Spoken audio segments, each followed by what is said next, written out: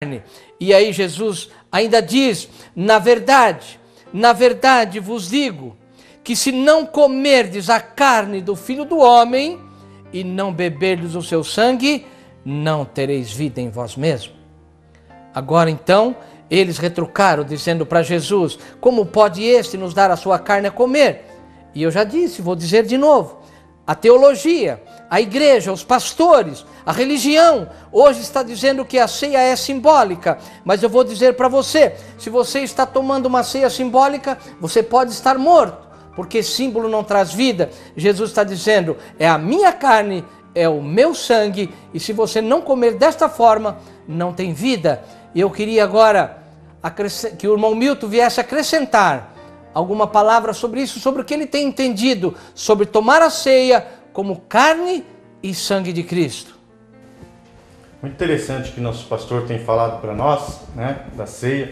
Nosso irmão deu testemunho aí da vida, né, que realmente há no sangue.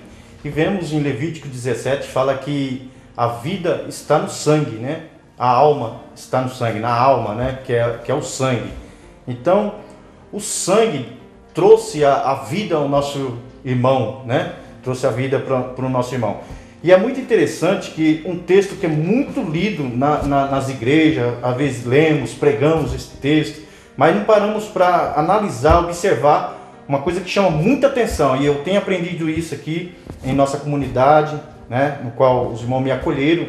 Isaías capítulo 53, eles sempre pregam, olha, quem deu crédito à nossa pregação e a quem foi manifestado o braço do Senhor, né? Sempre prega, fala que ele foi moído, foi transgredido, foi transpassado ao seu lado, nele não vimos formosura alguma que nos agradasse. Uma mensagem muito linda, uma mensagem que entendemos na igreja, e eles falam, olha, o Isaías profetizou isso muito antes de acontecer, realmente teve uma visão. Claro, teve uma visão da morte de Cristo, mas uma coisa que nos chama muita atenção do sangue no versículo 11 desse capítulo 53 de Isaías, está escrito assim, ó, o trabalho da sua alma ele verá e ficará satisfeito.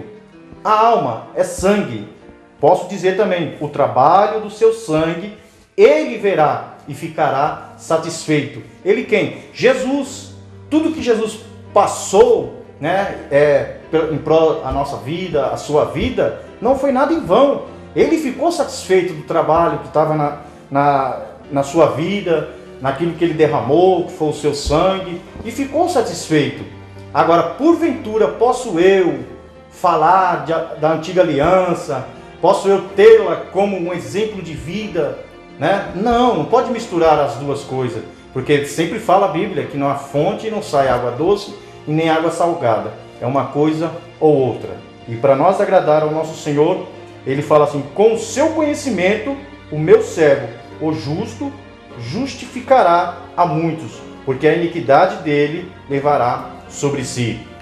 E o versículo 12, para deixar bem entendido o poder que há no sangue, fala assim, pelo que lhe darei a parte de muitos,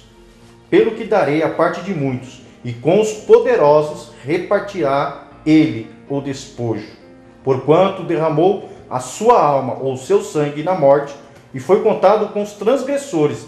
Ou seja, que o poder que há no sangue, muitas pessoas fazem magia negra, mesa branca, tudo que mexe com o sangue, tem um poder muito eficaz para o reino espiritual, né? Um poder muito eficaz. Então, o sangue, ele é conhecido pelo DNA que muitos falam, né? Olha, temos que ter o DNA de Cristo, temos o DNA de Cristo, e para o nosso irmão ter a sua vida de volta, precisou do DNA, da sua medula óssea, para tornar a viver, mudando assim a sua forma de DNA. Então, cada um de nós, para o mundo espiritual, temos um DNA. Nós somos conhecidos pelo nosso sangue, né? E Jesus fala assim, olha, eu lhe darei a parte de muitos, os seus despojos, os seus poderosos. Ou seja, muitos vão conhecer aquele que serviu Maria Padina, Tranca-Rua, os orixás e outras coisas, pelo sangue, né? Pelo sangue que os irmãos estão falando, pelo sangue. Então Jesus conhece o seu pelo seu sangue, né? No qual que ele fala, olha, tomai, isto é o meu sangue que é derramado por vós. Então, tomando o sangue de Cristo, nós temos o DNA de Cristo. E você tem que tomar o sangue de Cristo não como um símbolo, tomar como símbolo. Olha, hoje participei da ceia, foi uma bênção e tal. Às vezes chegamos em nossos lares, não é nada daquilo que estava dentro da igreja. Às vezes espanca uma esposa, bate no filho, fala uma palavra torpe e não é nada daquilo. Mas se você tomar como realidade, fala assim, olha Jesus, por isso que Paulo fala aos Coríntios, capítulo 11, e o versículo 17 em diante, ele fala assim, olha, por isso há muito entre vós, muitos fracos e doentes, e muitos que dormem, não discernindo o corpo de Cristo. Não discernindo, é ter um discernimento que realmente, para que serve aquele pão, para que serve aquele vinho, ter um discernimento das coisas que estão à mesa, Fala, olha, isso aqui é o sangue de Cristo, e vou tomar o sangue de Cristo. E a Bíblia fala que o sangue de Jesus Cristo nos purificará de todo o pecado. E o poder está aí, no sangue. E sabemos que o pão é o corpo, o seu corpo é a comunhão. E na Bíblia, Lucas, ele fala, olha, tomai dele todos têm que tomar. Jesus, como o pastor antecedeu para vocês, que Jesus não excluiu Judas, não excluiu Pedro da mesa, mas sabia que eles iam fazer aqueles atos. Mas ele deu o seu sangue, deu a sua vida por muitos, porque se ele excluísse Pedro e escolhesse Judas da mesa, então a morte dele não serviria para nada, mas ele falou que derramou o seu sangue por todos, não é isso, meu amado pastor? Sim, muito bem apropriada a colocação do irmão Milton, porque nós falamos aqui a princípio que há um testamento do Senhor Jesus Cristo e há uma aliança, aonde havia morte de animais, aonde os pecados não eram perdoados, mas eram apenas escondidos, como a Bíblia diz. Mas quando nós lemos Isaías 53, como o irmão acabou de ler, é muito interessante, porque esse texto de Isaías é uma profecia, e ele fala para frente. E se você pegar o texto de Isaías 53, ele caberia exatamente entre Mateus 26 e 27, porque Isaías 53 é uma profecia onde Jesus está a caminho da cruz. Por isso diz, nenhuma beleza víamos. Por que nenhuma beleza? Será que Jesus era feio? De forma nenhuma. Eu creio que Jesus era muito bonito e ainda vou ver a face dele comprovando isso. Mas eu vou dizer para vocês, neste dia Jesus estava feio. Por quê? Porque ele tinha apanhado, ele tinha levado chicoteadas, tinham cuspido no seu rosto, ele estava com o seu rosto entregue ao sangue, deformado. E aqui então Isaías 53 diz, nenhuma beleza víamos.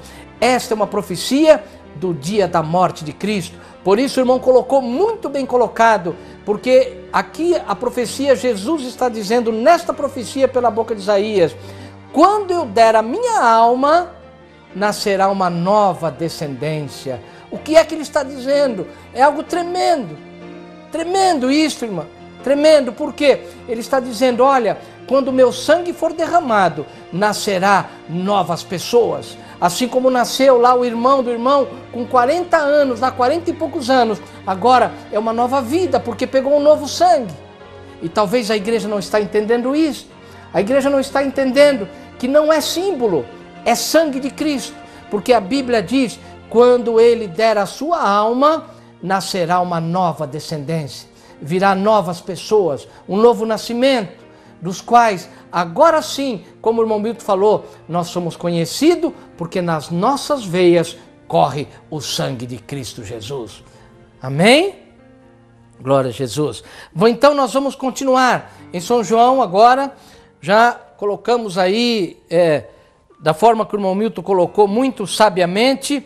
Então, em São João, no capítulo 6, aqui, Jesus continua dando aqui o seu discurso, quando ele diz no versículo 44, porque os judeus disseram a ele, como pode este nos dar a sua carne a comer? Jesus então diz, na verdade vos digo. Glória a Jesus. Jesus diz, versículo 53, Na verdade vos digo, que se não comerdes a carne do Filho do Homem e não beberdes o seu sangue, não tereis vida em vós mesmo. E eu quero dizer para você, estas palavras fazem parte de um testamento. Estas palavras não fazem parte de uma aliança. Porque quando os dois estão vivos, pode dizer uma palavra hoje e amanhã pode dizer outra palavra. Mas Jesus, quando ele diz essas palavras, ele diz: isto vai ser selado com o meu sangue. E Jesus está dizendo: na verdade vos digo, que se não comerdes a carne do Filho do Homem e não beberdes o seu sangue, não tereis vida.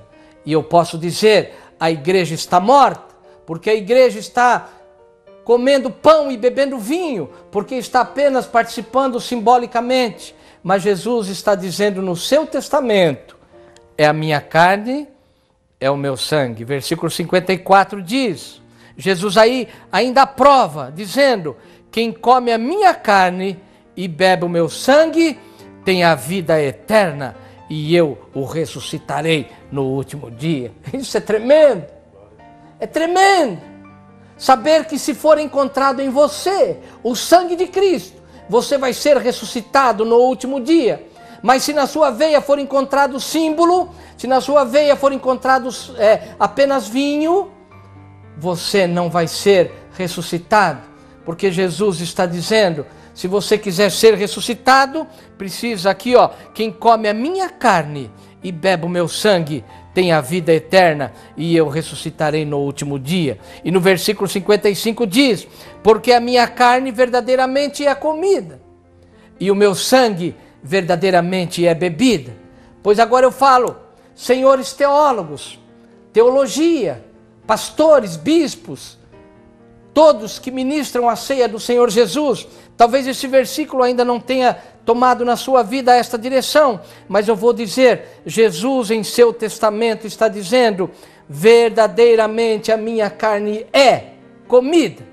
Por que é que você dá então a ceia como símbolo? Agora fica comprovado, e Jesus está dizendo: ainda que os teus olhos estejam vendo pão, ainda que os teus olhos estejam vendo vinho, mas dentro do reino espiritual, até o diabo sabe que um dia Jesus deu o sangue dele. Até o diabo sabe que Jesus um dia deu a carne dele. Mas infelizmente as igrejas de hoje não sabem, porque os pastores a dão como símbolo. Mas a minha Bíblia diz que o sangue de Abel clama desde a terra. Você pode entender isto?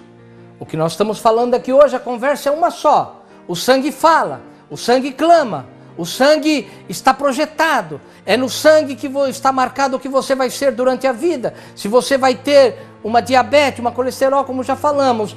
E agora a Bíblia diz: porque o sangue de Abel clama desde a terra. E eu vou dizer, senhores pastores, e vou me aproximar mais um pouco, e eu vou dizer assim: e o sangue de Jesus será também que está clamando desde a terra? Quando você dá a ceia apenas como símbolo? Fica aí esta pergunta, não precisa me responder. E eu sei que muitos pastores vão ver esta fita, e eu sei que muitos pastores vão entender o que nós estamos pregando nesta tarde, porque Jesus está dizendo: verdadeiramente a minha carne é comida, e o meu sangue verdadeiramente é bebida. E no versículo 56 ele diz: quem come a minha carne e bebe o meu sangue, permanece em mim e eu nele. Oh, que tremendo! Eu disse para vocês que o que nós falaríamos aqui hoje é um testamento. E eu não costumo brincar com o testamento do Senhor Jesus, porque esse testamento está dizendo que a ceia é uma realidade. E talvez você não tenha entendido isso, mas eu vou parar agora, por agora, a parte da ceia, e nós vamos mudar um pouco a nossa conversa, para não ficar exaustivo. Mas cuidado, pastores, porque eu vou te perguntar: será que você está levando as suas ovelhas a entender verdadeiramente o testamento, ou você só tem prazer em pregar aliança,